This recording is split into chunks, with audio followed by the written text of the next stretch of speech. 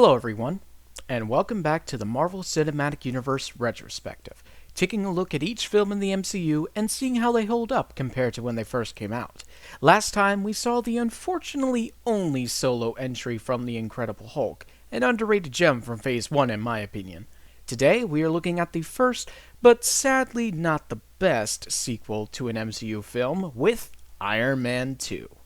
After the surprise success of the first film, Marvel was quick to get another one made in just a little over 2 years after its release. Whereas Iron Man faced minimal expectations due to the character's obscurity, its sequel faced heavy pressure from both studio executives and audiences, considering the first movie was such a smash hit. Marvel mainly gathered the same cast and crew back for this film to try and recreate this. Favreau returned to the director's chair and reprised his role of Happy Hogan, Matthew Libatique was DP again, and Robert Downey Jr. was secured to suit up as the titular hero once again. On the side of production changes, Justin Theroux wrote the script this time around, based on a story Favreau and Downey developed together, and John Debney took over composing the score from Raymond Djawadi. Kevin Feige also became the sole producer for the rest of Phase 1. As for the cast, while most of the same actors reprised their respective roles, there was one major shakeup that changed the group's dynamic quite a bit, but we'll get to that. While they were making the movie, several issues plagued the production, the casting change being one of them. Marvel gave the team a significantly shorter deadline to capitalize on the character's rising popularity, putting a lot of pressure on them to turn out an equally good, if not better, product than its predecessor. The script also went under a lot of revision, with many notes from Marvel wanting more involvement from S.H.I.E.L.D., most notably Samuel L. Jackson's Nick Fury. The constant interference from executives put Favreau under a lot of stress, leading him to step down from directing another Iron Man film. Ultimately, the film was able to release on time, but the problems in the production affected its performance. While it generally received positive feedback from critics and fans, even becoming one of the highest-grossing films that year, many felt the film to be lackluster and tried too hard to make lightning strike again. Compared to the other MCU titles, this movie is usually at the bottom half of people's lists. However, in recent years, the film has gained more attention and is seen in a much more positive light, citing it as a significant stepping stone for the character of Tony Stark and the debut of another popular Avenger. Is this newfound attention warranted? Let's find out.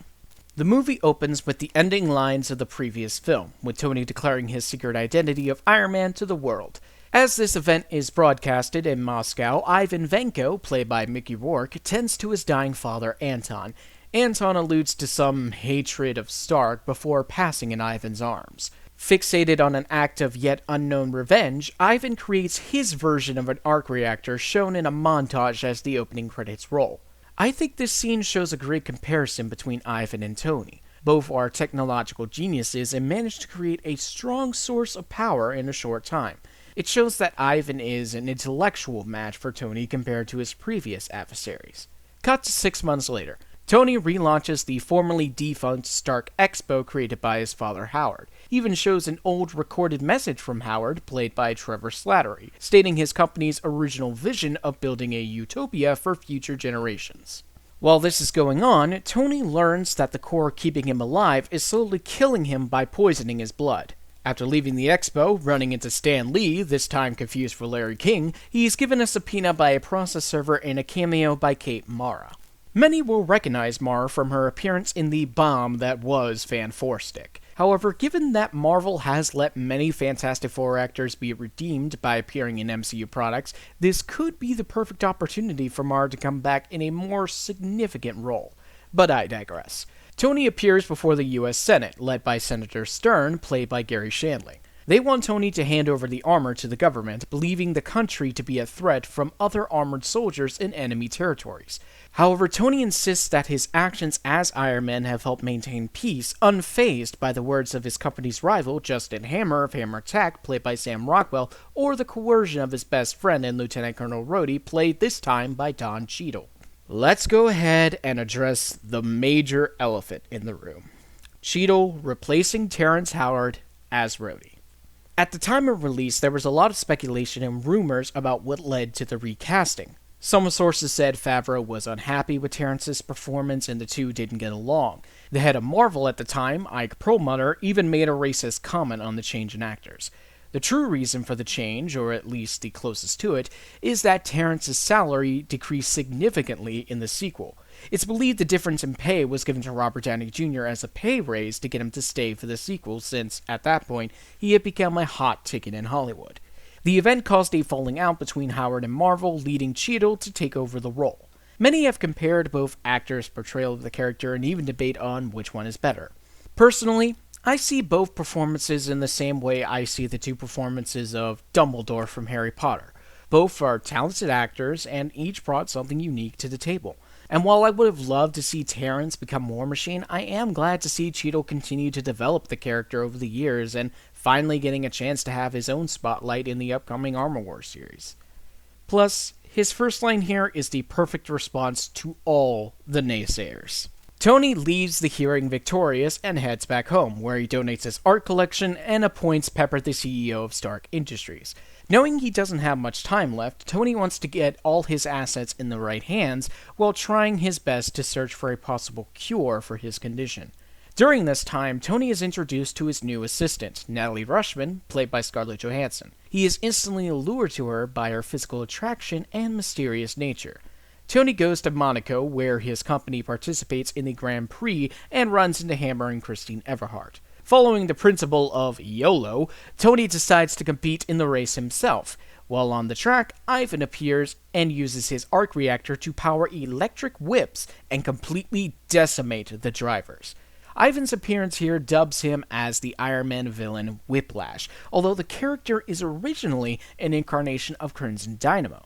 Anyway, Tony suits up with armor transformed from a suitcase and takes Ivan on. While this film may leave some to be desired for its predecessor, the action is still just as awesome, and nowhere is it better displayed than here.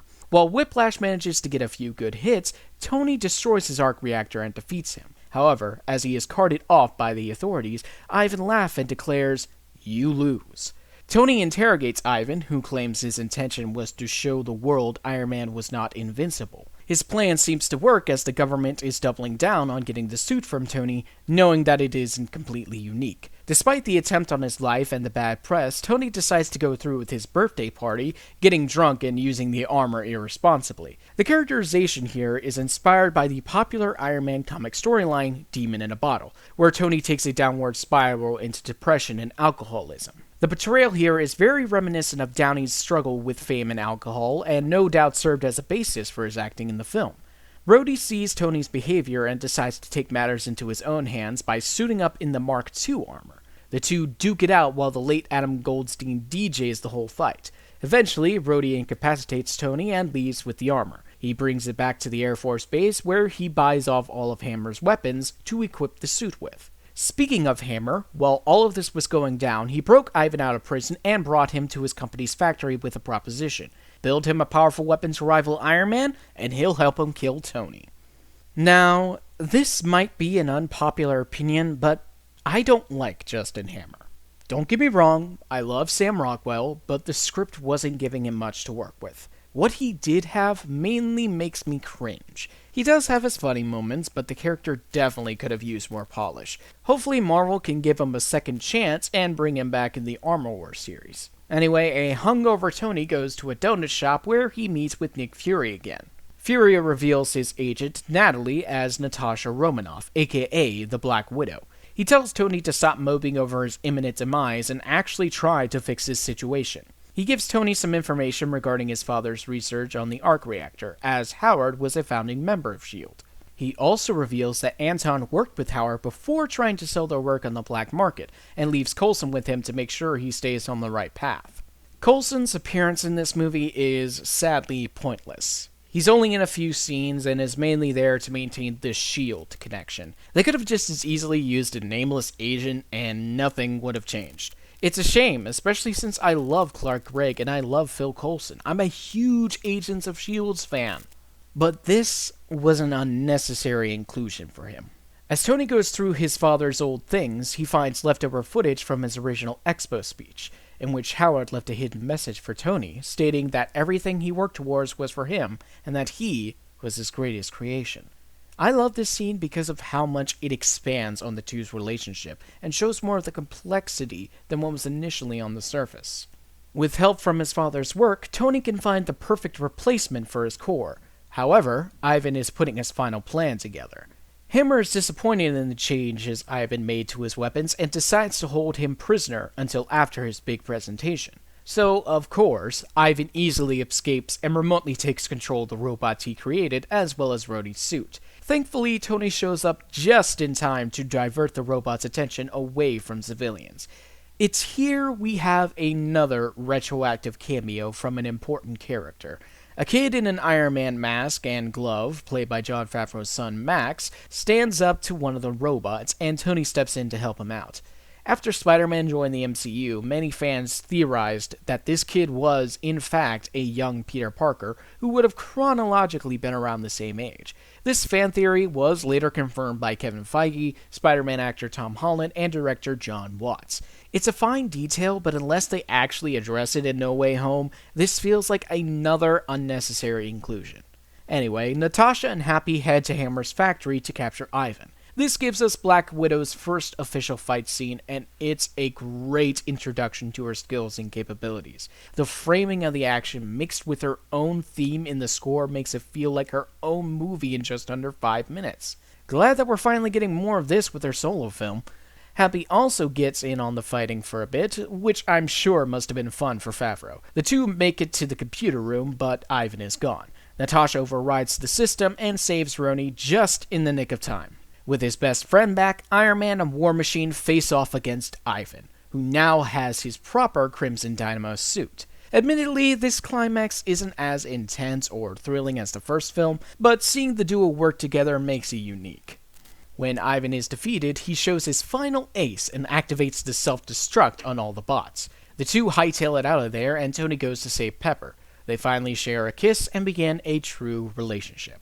Ivan is presumed dead, though his body is never found, and Hammer is arrested for his involvement. The next day, Tony is at a S.H.I.E.L.D. debriefing where he sees Natasha's report on his potential as an Avenger. While she recommends him for the team, his overall behavior leads Fury to decide to use him as a consultant, unless desperately needed. He at least does him a favor, though. At a ceremony where he and Rhodey are being honored for their actions, he has Senator Stern give them their medals, much to his annoyance. The film ends with a post-credit scene teasing the next MCU film, with the scene itself being directed by the next film's director, Kenneth Branagh. And so, the MCU's first sequel ends. Like with the first film, I wasn't all that interested when it came out, so the movie's flaws didn't bother me. After rewatching it, it's nice to see it get some slack now with all the future films in consideration. The problems are still eminent, namely the various subplots and rushed conclusions, but some of the things from the first film are present here. It still has the wonderful style of Favreau's directing, and it's easy to see why Marvel was so set on making sure Robert Downey Jr. came back for the role. I don't think I could imagine any other actor playing this character, so it's good that he stuck around for all this time. Overall, it's not the best of Phase 1, but Iron Man 2 does enough things right to make it worth watching every now and then. Marvel's next movie would touch on characters from already well-established mythology. Join me next time when we take a look at Thor and see if the God of Thunder's first outing still deserves attention. Until then, if you want to keep up with all my videos, then be sure to subscribe and hit the notification bell so you know exactly when I upload. If you enjoyed the video, feel free to leave a like and share it with friends. Stay safe, and I'll see you next time.